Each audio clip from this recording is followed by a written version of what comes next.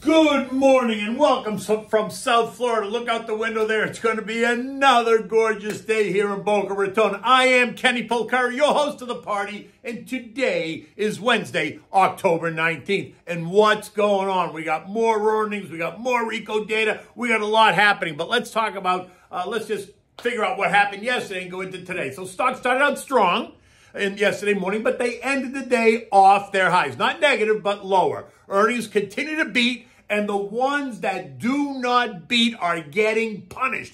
Netflix will no longer report subscriber growth as they try to change the investor narrative. We'll get to that. The dollar was up yesterday. Yields are up. Oil and gold were under some pressure. And what do we have for dinner tonight? We're going to try the spaghetti with butternut squash sauce, a great first dish for Thanksgiving. Easy to make, and it looks great on your dining table. So stocks started out the day strong yesterday, right? Futures were up big. The Dow rose 600 points as the bell finished ringing, and then by 9:39, it started to fail. The S&P, the NASDAQ, the Russell, and the transports turned lower even earlier.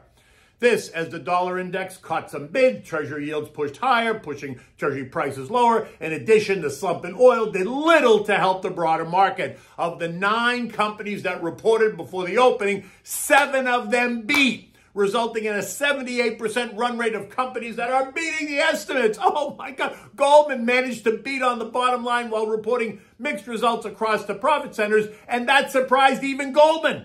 The stock surged by 5% on the opening before weakening during the day. Still ended the day up 2.5% or $7.32 a share to close at $313.85. Lockheed Martin was up 9%. Johnson & Johnson down 0.2. Truist Financial down 2.4. Signature Bank up 2.7. State Street up 0.6. All beating the numbers but had mixed investor results. Johnson beat the estimate, but got hurt because of the strong dollar, dented forward guidance, which doesn't really make sense to me because every analyst knows the relationship between the dollar and the big multinationals. But one way or the other, just to put it in perspective, Johnson & Johnson is only down 2% year-to-date, while the broader market is down 22% year-to-date, proving that investors continue to find safety in that name. That also, by the way, pays a dividend of 2.7% as well, right? Hasbro and Silvergate were the 2 losers, and they suffered at the hands of the algos. Hasbro down 3%, was hurt by what they suggested was price sensitivity impacting the consumer. Think inflation.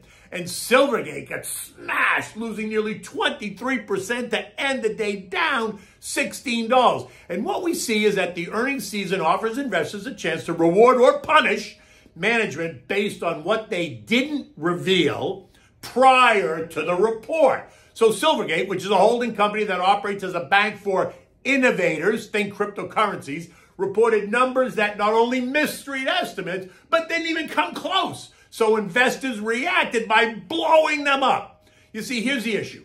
Silvergate should have come clean weeks ago when they knew damn well what was going to happen, right? They should have been a bit more transparent, the way we've seen other companies. In addition, they also revealed that the launch of their stablecoin would be indefinitely delayed.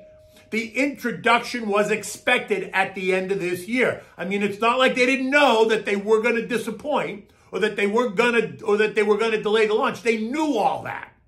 Consensus street estimates were for $1.41 a share. They reported $1.28, an 11% miss. That's big. But apparently, Silvergate was banking on the fact that year-over-year comparisons were going to be up from 88 cents last year to $1.28, which would be a 45% better number than last year. Well, guess what? That was a mistake. The story was all about this year's estimates, right? And what they knew versus what they waited to report.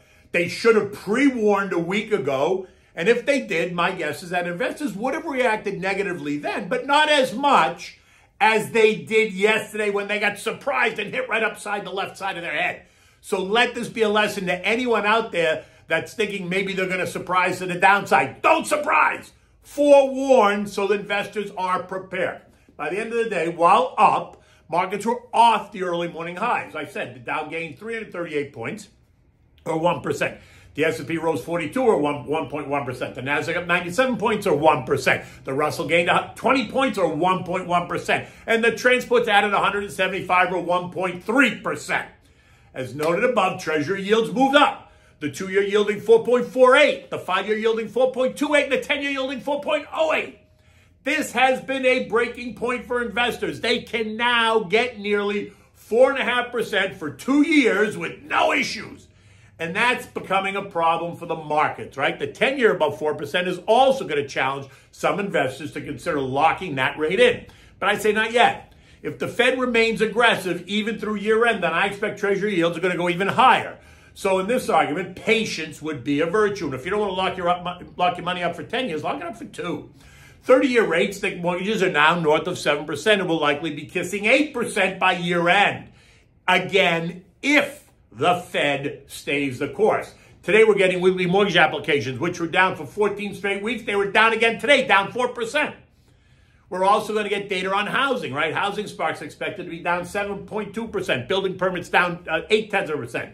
Today might just be one of those expectations versus reality days, right? So those are the expectations. Let's see what the reality is. So sit tight. Oil came under pressure again yesterday, falling 2% for a number of reasons. One, because China, which is the world's biggest importer of oil, decided not to release some of their economic data. John Kilduff, partner at Again Capital, LLC, said it's not good when China decides not to publish economic figures. In this case, he is suggesting that the figures would suggest demand destruction for energy, which I'm not buying, but whatever. Two, Joey's expected to announce the release of another 15 million barrels of oil from the SPR, the Strategic Petroleum Reserve, in his effort to try and cool the hot energy prices ahead of the midterm elections in 2 weeks. And three is that the U.S. is expected to report that U.S. crude stockpiles actually rose last week. Output at the Permian Basin and Texas-New Mexico border is expected to rise to a record 5.43 million barrels per day. So then maybe, just maybe, the Saudis were right. Maybe there is too much supply based on the information. So maybe they were right by cutting production by 2 million, right? This morning, oil is trading up $1 or 1.3% at 83.80 a barrel. The dollar index also found buyers yesterday morning, sending it higher, which then helped to put pressure on stocks before it came under some pressure, allowing the algos to keep the stock rally alive. This morning, the dollar index is up 26 cents to 112.40, leaving it in 112, 113.5 trading range. Yesterday, I told you that the trend line drawn from the lows in August through today suggests that the dollar should find plenty of support at $112. And I think it will. At least it feels like it will. Gold came under pressure yesterday, thanks to both the rising yields and the stronger dollar, and is down $10 this morning, trading at $16.45 an ounce. Netflix, after the bell last night, reported that they killed it, reporting some 2.4 million new subscribers this quarter, well ahead of the expected 1 million new subscribers. In addition, they announced some new tweaks to their revenue lines, telling investors that now they need to stop focusing on subscriber growth, but rather focus on revenue growth. And as a result, they have decided that they're no longer going to report subscriber growth numbers because it's too confusing. Investors took the stock up 10% in the after-hours session this morning. It's quoted up $30 at 270, 271. Remember, Netflix was down 70% from the November highs. So a 10% move up is not surprising at all on this news. It still has to make up another 60%, right? We're going to get 11 company reports this morning before the bell, including NASDAQ, which killed it. McKesson, Procter & Gamble killed it. PRD, BKR, Abbott, and Allied Bank. After the bell, look for 13 more reports from the likes of Tesla. It's going to be a big one. Alcoa, Lam Research, Steel Dynamics, Las Vegas Sands, IBM, and PPG.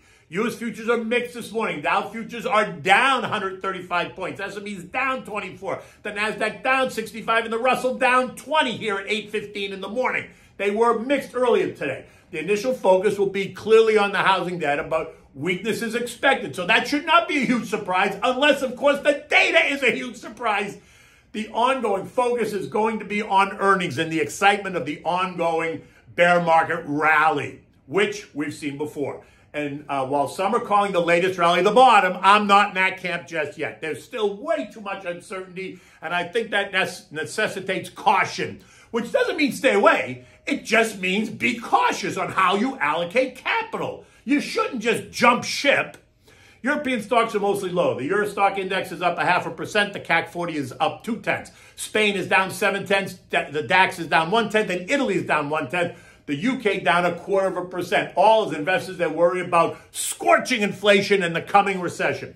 UK inflation was reported at 10.1%, and that is putting continued pressure on the new Truss government to act and act now. The only problem is she's fighting for her life, as many in her party want her to resign only after 6 weeks on the job. She said she has no intention of doing so. Where have we heard that before, right? From a lot of politicians around the world, by the way.